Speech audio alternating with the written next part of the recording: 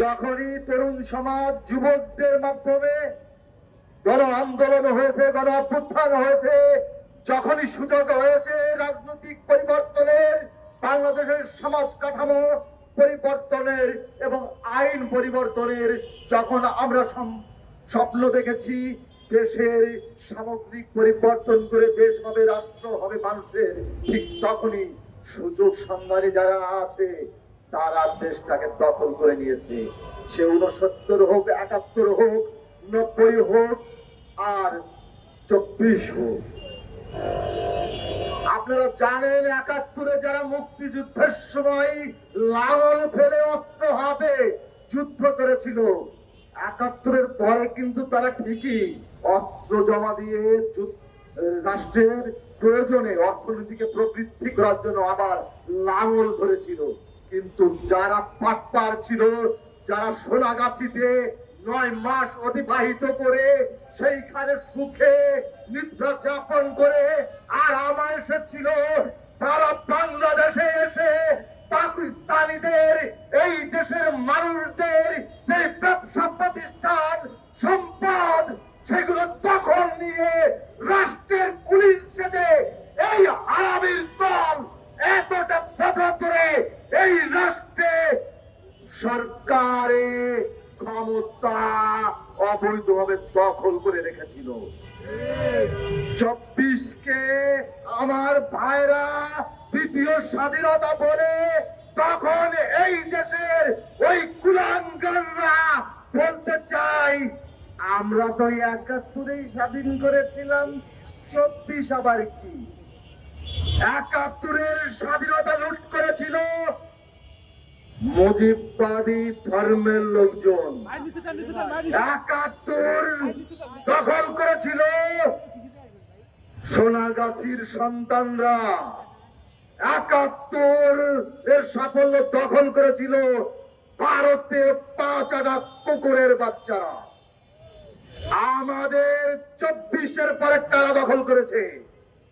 আমরা 24-এ চেয়েছিলাম বাংলাদেশে সিস্টেম কাঠামো পরিবর্তন হবে, সেই কাঠামো পরিবর্তন হয়নি। আন্দোলন আর রাজনীতি কখনোই এক না। যদি তাই হতো তাহলে আন্দোলন করতে করতে অনেক কিছুই করা যেত। কিন্তু আমরা দেখেছি বাংলাদেশের মিডিয়াতে ভাইরাল হয়ে অনেকে নিজের দেশের বড় নেতা সেজেছে। শেখ হাসিনাকে আমরা রাজনৈতিক ভাবে অনেকেই গালি দিতে চায়। শেখ হাসিনার ঘাড়ের পরে শেখ হাসিনাকে দায় দিয়ে আওয়ামী লীগকে দায় মুক্ত করতে চায়। যে শেখ মুজিবুর রহমান 71-এ কিছু না ভূমিকা তো পালন করেই ছিল, কিন্তু আপনাকে 72 থেকে 75 পর্যন্ত একটা সময় গেছে, সেটাও হিসেব করতে হবে। অনেকেই বলতে চাই সামনে নির্বাচন, সেখানে যে ভোটার গুলো আছে 14 দলে যারা ছিল তাদের তো টানতে হবে। এই বাটপারি রাজনীতি বাংলাদেশে চলেছে বলে জনতা তার অধিকার পায়নি এখন পর্যন্ত। আমি স্পষ্ট ভাবে একটা কথা বলতে চাই, নাৎসিরা যখন পরাজিত হয়, যখন জার্মানিতে, তখন নাৎসিদের সামাজিক এবং রাজনৈতিক ভাবে তাদের সরিয়ে দেওয়া হয়। সুযোগ ছিল, সময় আছে, এখনো যারা রাষ্ট্রের বিরুদ্ধে চলে সে যে দলেরই হোক, কারণ আমরা 24-এর পরে দেখতে পেয়েছি শুধু শেখ হাসিনা না, শুধু আওয়ামী লীগ না, শুধু 14 দল না, আমাদের ভিতরে যারা মুজাহিদ যারা ছিল, যারা নিজেদের নিপীড়িত মনে করেছিল, তারাও জালিমের রূপে আজ সামনে প্রকাশিত করেছে। এবং সেই কালো ধারা থেকে রাষ্ট্রকে, জনগণকে এবং সমাজকে রক্ষা করতে হলে সেদিকেও খেয়াল রাখতে হবে। তাই একটা কথাই বলবো, হাসিনার পাশাপাশি আজ আমরা প্রকাশ্য দেখতে পারছি জাতীয় পার্টিকে, আমরা দেখতে পারছি বরাবর যখন আওয়ামী লীগ পতনে হয়েছে, আওয়ামী লীগ যখন গর্ত পড়েছে, তখন তারা সিপিবিতে বিলীন হয়েছে। আপনারা এইদিকে খেয়াল রাখবেন।